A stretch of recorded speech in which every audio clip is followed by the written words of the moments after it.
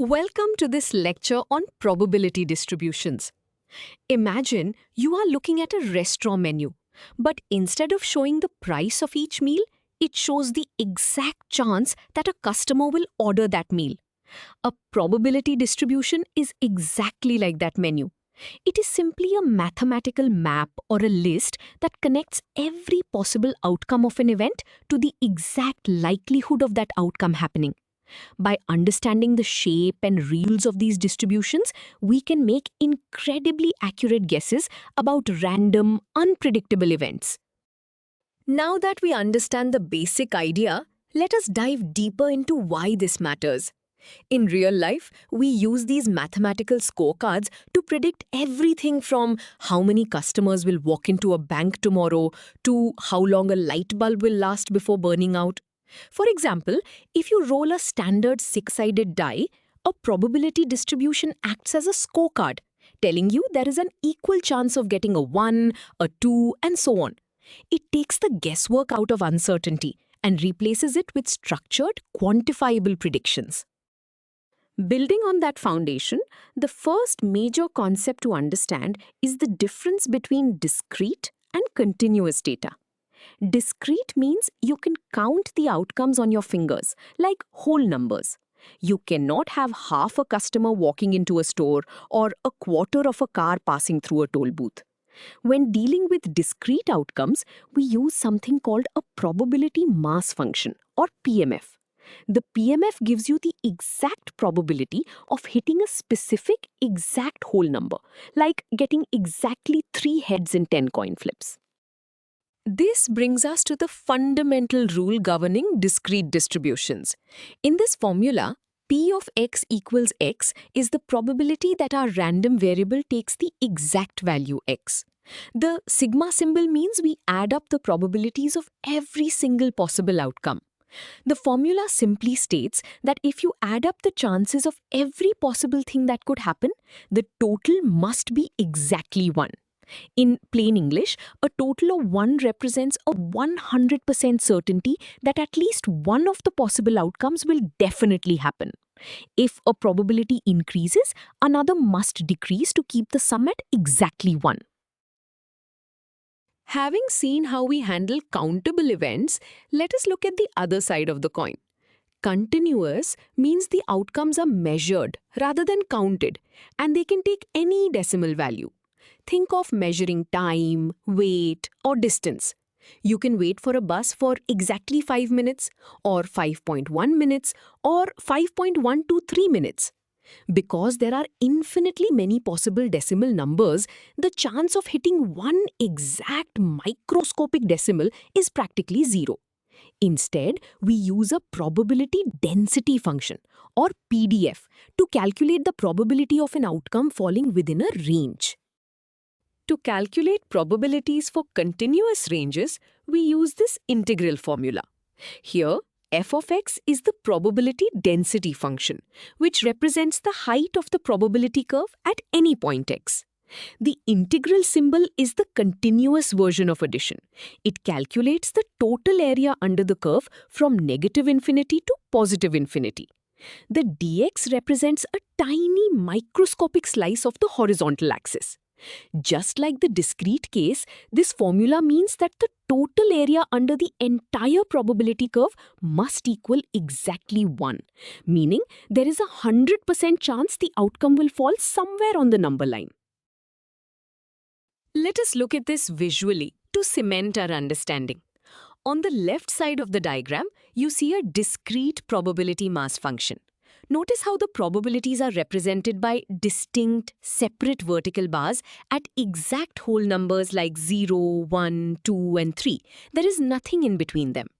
On the right side, we have a continuous probability density function. Here, the probability is represented by a smooth, continuous bell curve.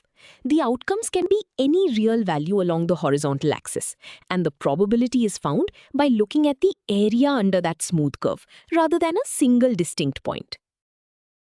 Now that we can visualize these distributions, let us see how they are used in practice.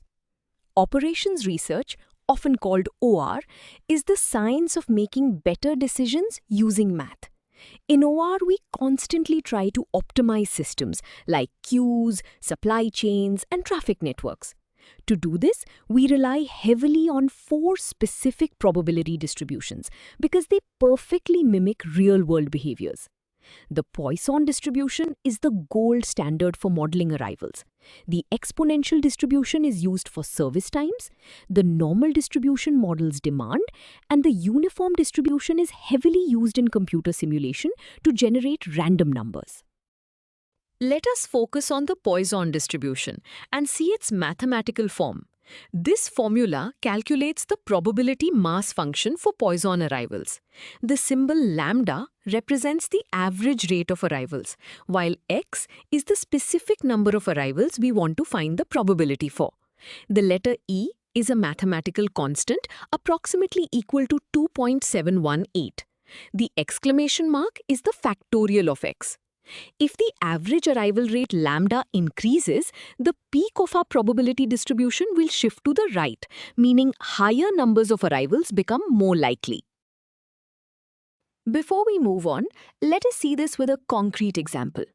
Suppose a small coffee shop knows from historical data that they receive an average of 4 customers every hour. We want to find the exact probability that exactly 6 customers will arrive in the next hour.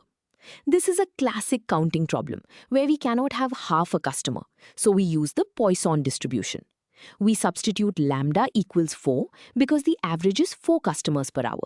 We substitute x equals 6 because we want to find the chance of exactly 6 customers arriving.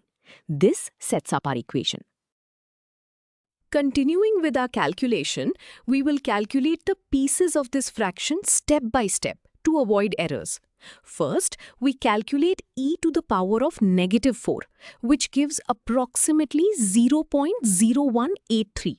Next, we calculate 4 to the power of 6, which is 4096.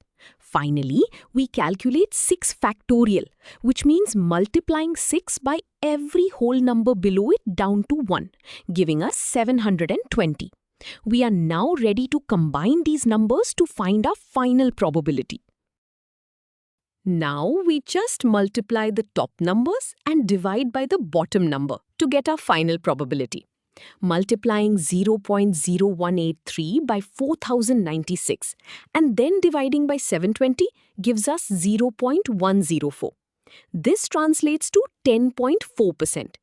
This means that even though the coffee shop averages 4 customers an hour, there is about a 10.4% chance that exactly 6 customers will walk through the door in any given hour. This helps the manager decide if they need an extra barista on standby. Having solved a discrete problem, let us look at a continuous distribution formula. Because time is continuous, we cannot find the probability of an exact microscopic fraction of a second.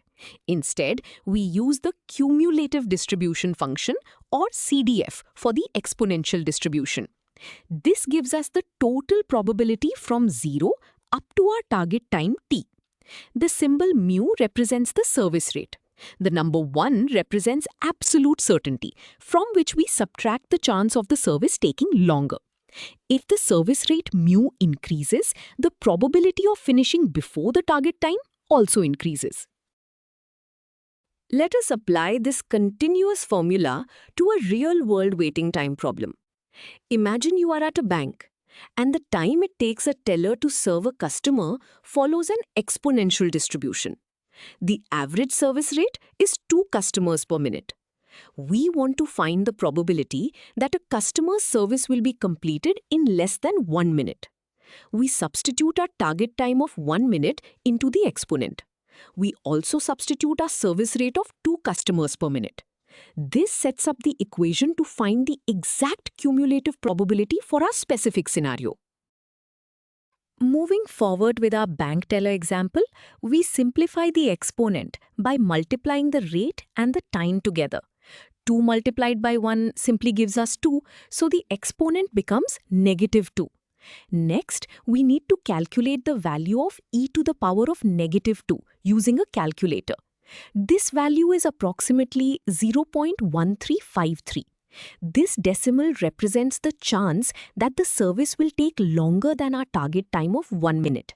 We will use this in our final step. For our final step, we subtract this decimal from the number 1 to find the final probability. The number 1 represents absolute certainty, and we are taking away the chance that the service takes longer than a minute.